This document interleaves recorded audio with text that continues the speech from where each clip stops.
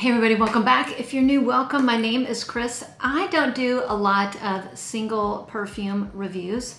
I'm gonna start doing more of them because I think in many ways, particularly when a perfume first comes out, it's very helpful to have someone talk about that perfume. I think it can keep people from making a risky blind buy, because when a perfume first comes out, that's when the risk of blind buying is the greatest, and it's also the costliest, because that's typically when the perfumes are at their most expensive, particularly if we're talking about a very expensive niche perfume like I will be talking about today. I'm talking about the newest release from Xerjoff from the Casamorati line. Now, I'm gonna be honest and transparent with you. I was one of those people that blind bought this, and I think a lot of people blind bought this because it popped up on FragranceBuy.Ca for a really good deal.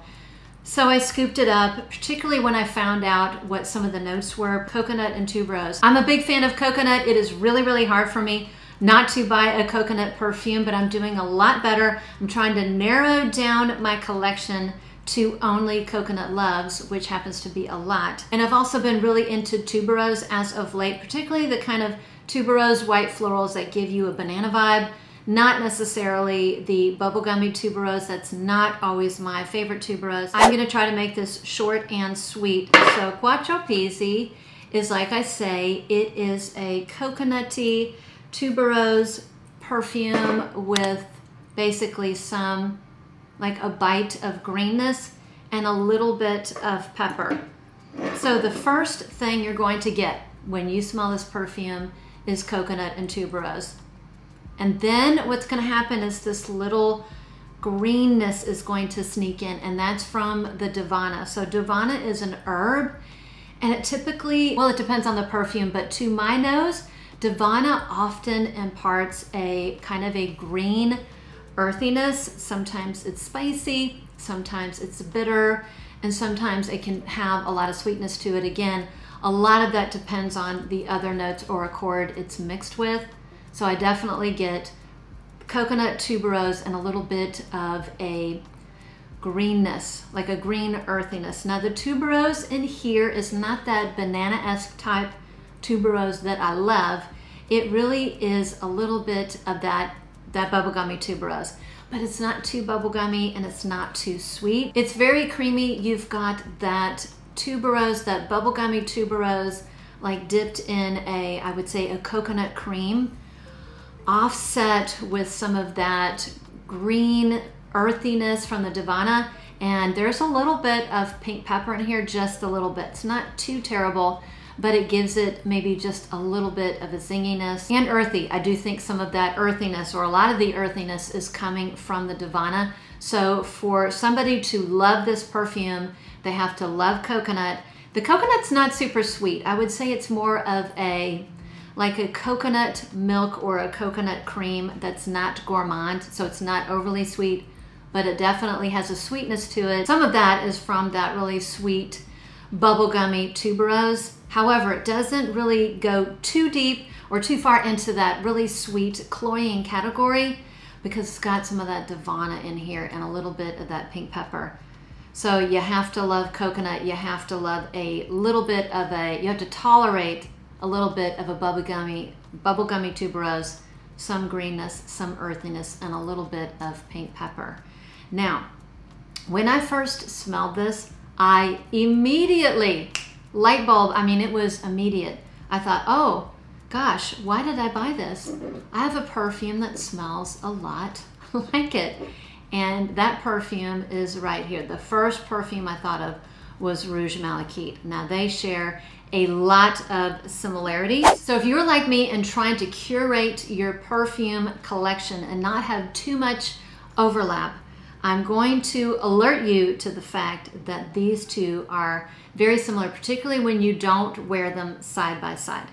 So there are, there are differences. This one, Rogue Malika, has a lot more depth with regards to the florals. I mean, this has orange blossom that I absolutely get. This has jasmine too that I absolutely get. It has an amberiness to it, like the dry down is very creamy and ambery, whereas Quattro Pizzi has that pepperiness. They both have a little bit of pink pepper.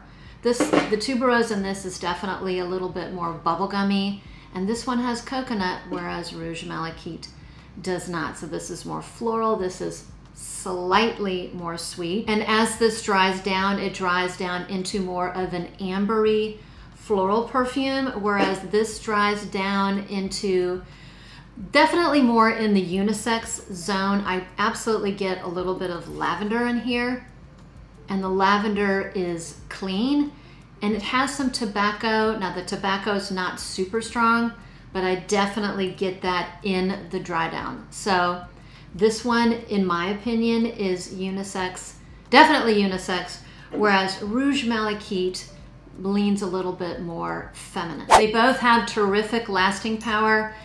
Quattro Pizzi, particularly if you spray it on clothes, I always spray. When it's warm, I always spray on skin and clothes.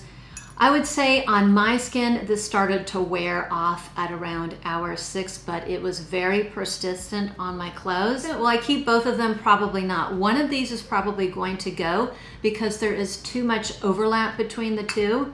I mean, when you wear them side by side, and that's like most perfumes, you can't really detect the differences, or at least in my experience, until you wear them side by side.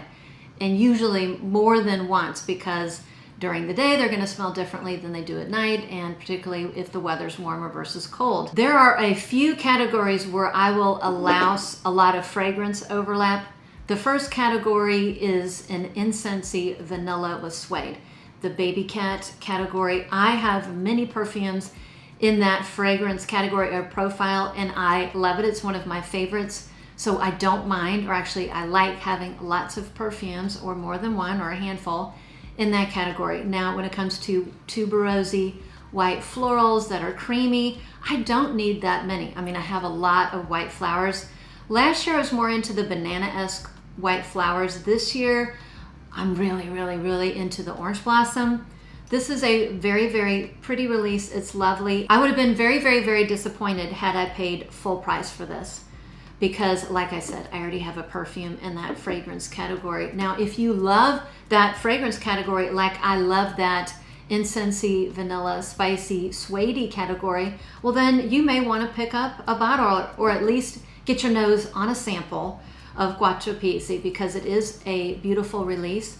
But if this is not your jam, if this type of perfume, this vibe is not your jam, then you can just please avoid blind buying this, and you probably don't need a sample because they're just too similar. So that's it, my quick rundown on the newest release from Xerjoff, Quattro Pizzi. Again, if you're a big tuberose coconut Devana lover with a little bit of lavender and tobacco, you may love this. I do think it's a wonderful release, and if you like that type of category, definitely sample first. So thanks for stopping by. If you like these single perfume reviews, let me know in the comments below. Let me know what perfumes you want to hear about. Thanks for stopping by. Thanks for watching. Thanks for giving me a thumbs up, supporting my channel by subscribing. And with that, I'll see you on the next one.